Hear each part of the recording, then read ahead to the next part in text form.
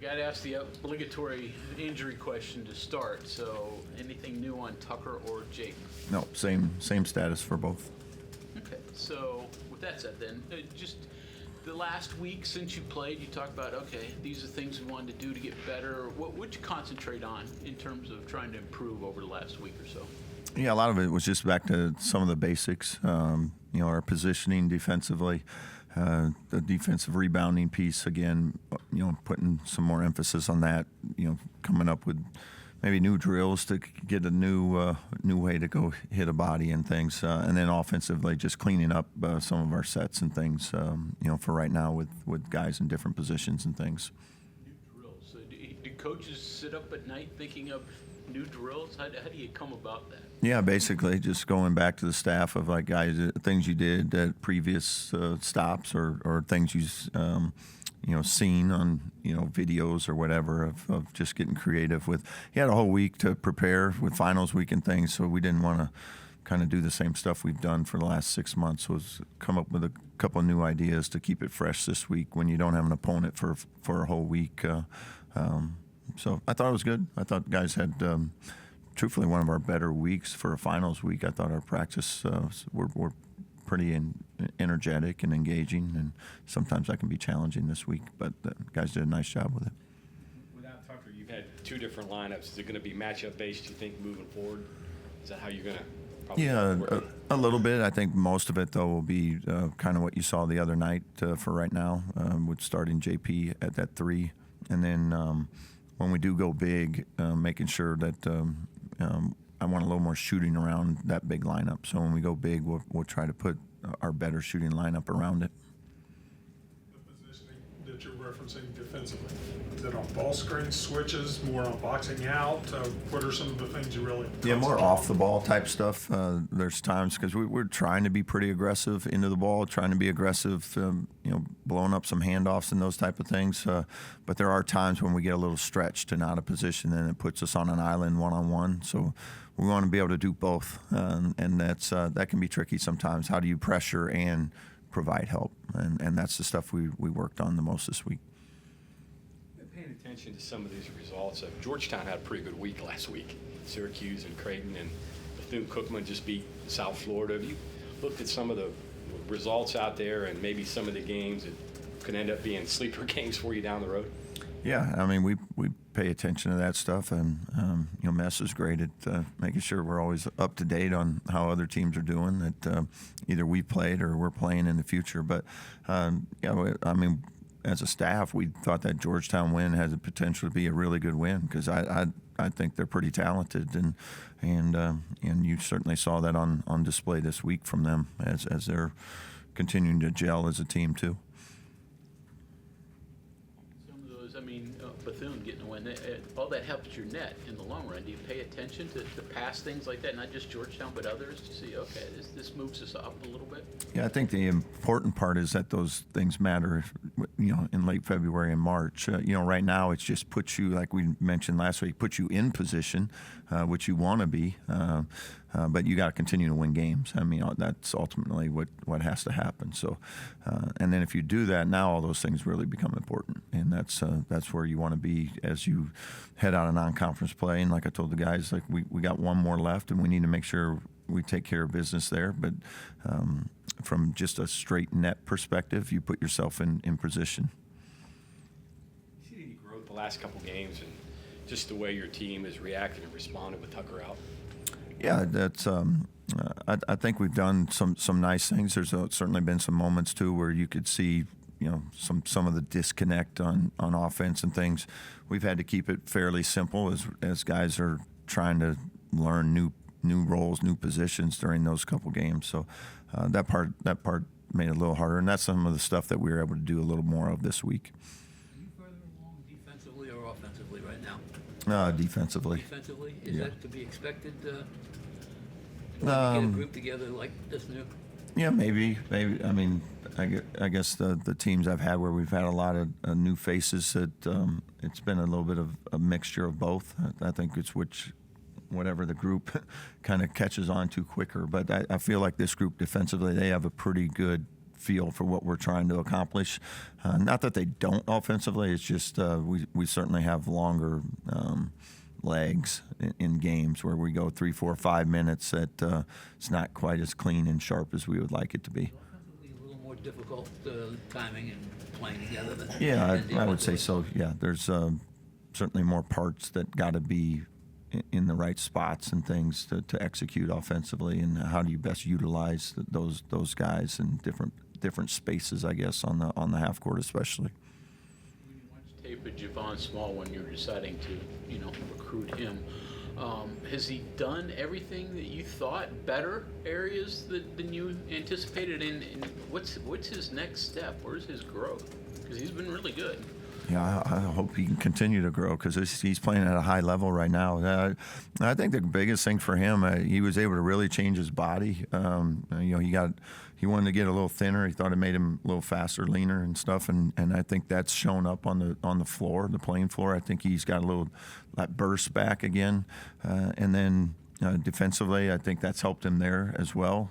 He's guarding well, and then on the offensive end, he still is a strong kid, and he's able to still get by people even with maybe being a little lighter. But he's doing a lot of really good things for us, but I don't see any reason why that can't continue. I mean, there might be nights where people are going to run more bodies at him, and he's going to be more of a distributor on those nights, but he has no problem in doing that, and he's very willing to do that if that is what we need to do to help us win. Coach, I know obviously you got Sunday's game before conference play starts, but you kind of think back to the preseason, beginning of the year, and the Big 12 kind of looked like this huge, impossible gauntlet almost. Having the success that you guys have had, Gonzaga, Arizona, Georgetown, does it kind of make it seem more doable, or maybe there's less awe about the Big 12 schedule now, or maybe I'm just crazy. I don't know. I mean, Big 12 is still a really, really good league, and we certainly understand that. I think our guys also have some confidence in each other and what they're doing, and like I said, they came here to compete, they came here to win, and that'll be our mission kind of every night, in Big 12 play, and there'll be some nights where that's going to be great, and there's going to be some nights where you're going to come up on the short end because it's a tough league, and but our goal is every single night we're going to approach it the same way. We're going out to try to win those 40 minutes. I think you said in the past that you've used Tucker on the floor to kind of be your eyes sometimes and kind of gauge that and get a feel. Who's that guy now that you go to and say, hey, what are you seeing? What do you like? What do you want to run? Yeah, I'm not afraid to hear from all the guys, and they all give input. I think Javon certainly is one of those guys that has a very good feel for what's going on. I think Javon's been great. With the other guys in the huddles too, of encouraging them to stay confident and continue to shoot and when they're open and take advantage of those opportunities. Because Javon knows, it's great. We're getting 27 right now. Can he continue to do that every single night? Yeah, we'll see. But that's he knows we're going to need the collection of everybody on a night in, night out basis to give ourselves the best chance. In your wildest dreams, did you expect this out of him? Has he exceeded what you thought you were going to get out of him so far? I mean, he's playing at a really high level. I don't know that we took him because we thought he was a really good player and had a chance to do things like he's doing. And but when you watch it, it's like that's what we see every day. So the fact that he's doing it on game night doesn't surprise us a lot because we see it in practice, on a consistent basis. He can get his shot off the bounce. He can create his own offense, which is obviously helpful to you. Yeah, coaches like that. Yeah, make us look good when everything breaks down, right? It's and he can do that. You have to have guys at the end of a shot clock when you have nothing that can go get you one, and he's certainly one of those guys. We're talking about trying to implement KJ into the rotations board to get him off the ball. Any concerns there? Obviously he's a freshman, just kind of starting to find his way. Concerns about him at all playing more of a pivotal role at the point? No, I don't think so. And KJ's done a nice job in taking advantage of the opportunities that he's had when he's been in there. He guards well. He can handle the ball. He can get us into our offense, and I think he's done especially for a freshman point guard. And that's a lot of times that's a tough position to come in and contribute is at that point guard spot. But I think he's handled it well in the minutes he's gotten. So if you can kind of take me through the eyes of a coach here. So I mean, obviously, Javon probably starts out at point, does his thing. If KJ comes in and all of a sudden Javon moves off to the side, what does that do from a coaching standpoint? Like, how much of a reaction, I guess, does that force? I guess if he's suddenly in another spot. If KJ's doing well. Yeah. Well, I'm saying if you move Javon off the ball, what kind of reaction does that force on the other team, I guess? I mean, the ability for us to move Javon around is a big deal. So if a team's preparing for Javon at the point, hey, they're going to run these 4 or 5 actions. This is how we're going to guard him. But now if we have the ability to move Javon off the ball, get him involved in some other actions, that's a different way you got to defend him than, hey, here he comes with the ball, load up on the ball. If we get him out in the wing and he's now coming off of some down screens or whatever it may be, we can use him as a screener more. There's just a lot more ways to utilize him in playing multiple positions. So it does make it more challenging to stop him in one particular way. Now you got to find a variety of ways to try and slow him down. When he's at the point, they can just run 2 guys at him, right? Certainly can, yeah. If he's not, it's harder to. Yeah, Yeah. it's harder to find him. Yeah. I think they'll know where he is, though. How do you handle the Christmas holidays? I mean, for some of these kids, it's their first time away from their families during that period. So are you conscious about, trying to involve them in things? Coaches take them home. What do you do during this time of year? All of our guys got a place to go. Many of them are going home, or they're going and seeing close friend or relative, whatever it might be. And this year we were pretty lucky.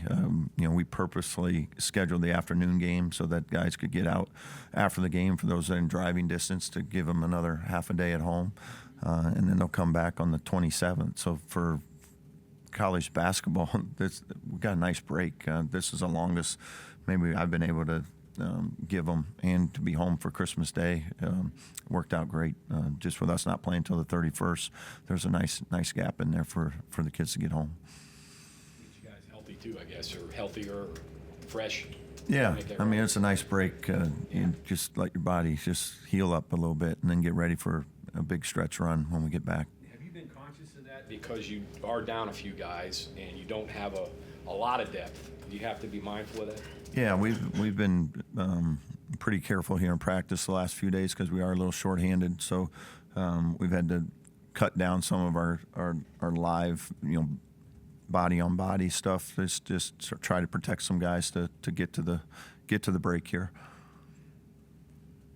Still expecting to add Aiden to the roster now that football's over? Yes. Yep. I don't know whether you want to answer this or not, or how heavily are you considering the idea that your son has got 7 games and he only has 1 game more to make a decision on whether redshirt or not? Is the situation reached that stage yet, or what are you going to do with that? Yeah, like we said, we just rely on the medical team, and they'll make those decisions, for us. It could be done, all right. What's that? It could be done. You could redshirt him still, and even though it's 7 games in. That would still be a possibility. Yes. Yep. What do you know about Mercyhurst? I mean, we know they're moving up from Division II. I'm sure you scouted them a little bit. What can you tell us about them? Yeah, primarily man-to-man. They'll switch almost everything, ball screens and all those. They will run a little zone. They haven't done a ton of it this year, but they've done some in a recent game. And then offensively, they run really good stuff, kind of get you moving, a lot of flares and kind of multi-dimensional guys that can all play pretty positionless. So that's kind of them at both ends of the floor.